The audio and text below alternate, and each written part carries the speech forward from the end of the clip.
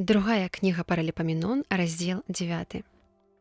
Таксама царыца Сабы, пачуўшы пра славу Саламона, прыбыла ў Іерусалім, каб выпрабаваць Саламона праз складаныя загадкі, пераканацца ў мудрасці Саламона.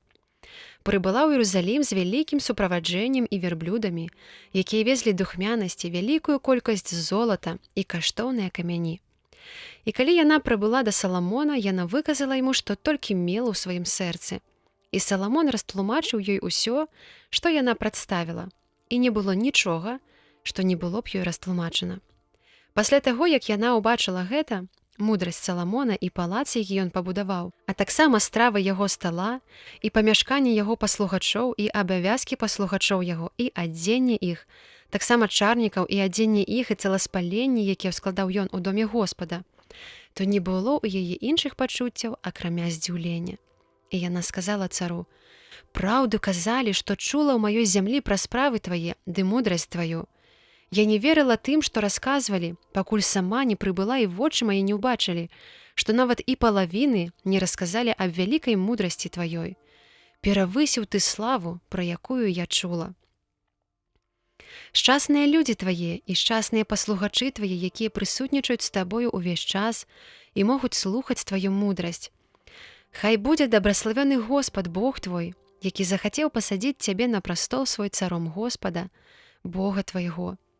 Бо мілуе Бог твой Ізраэль і хоча захаваць яго навек, таму паставіў цябе царом над ім, каб чыніў ты суд і справядлівасць.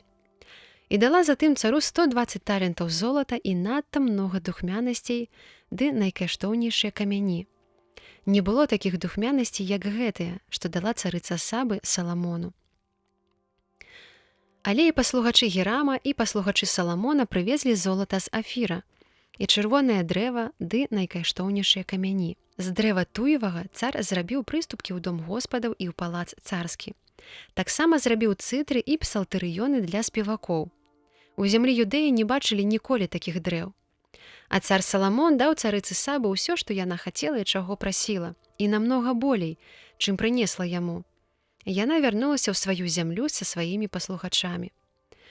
Вага золата, якое штогод дастаўлялася Саламону, была 666 талентаў золата, не ўлічваючы платы ад гандляроў і падарожных купцоў, якія іх дастаўлялі, і ўсіх цароў арабскіх і намеснікаў зямлі, якія прыносілі Саламону золата і срэбра. Дык цар Саламон зрабіў 200 шчытоў з 600 сіклямі золата ў кожным шчыце, таксама 300 меншых шчытоў з золата, на кожны шчыт па 300 сікляў золата, і памясціў іх цар у доме з лесу лібанскага. Зрабіў таксама цар Саламон з косці слановай вялікі пасад і пакрыў яго найчысцейшым золатам. Пасад меў 6 прыступак і падножжа золата, і 2 падлакотнікі з 2 бакоў сядзення, і пры падлакотніках стаялі 2 львы. На 6 прыступках стаяла там з абодвух бакоў 12 ільвянят. Такога пасада не было ні ў якім царстве. Таксама ўсе пасудзіны для царскай трапезы былі залатыя, ды і ўсе пасудзіны дому з лесу лібанскага з найчысцейшага золата. Срэбра, бо ў час Саламона нічога не каштавала.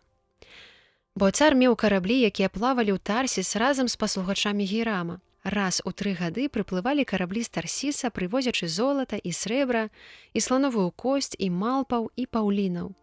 Такім чынам цар Саламон падняўся над усімі царамі зямлі багаццем і мудрасцю. І ўсе цары зямлі прагнулі пабачыць аблічча Саламона, каб пачуць мудрасць, якую даў Бог у сэрца яго. І складалі яму падарункі, пасудзіны срэбраныя і залатыя, і адзенне, і зброю, і духмянасці, і коней, і мулаў кожны год. Саламон меў таксама 4000 стаянак для коней і калясніц, ды і 12 000 коннікаў. І рассяліў іх па гарадах калясніц ды пры цары ў Іерусаліме.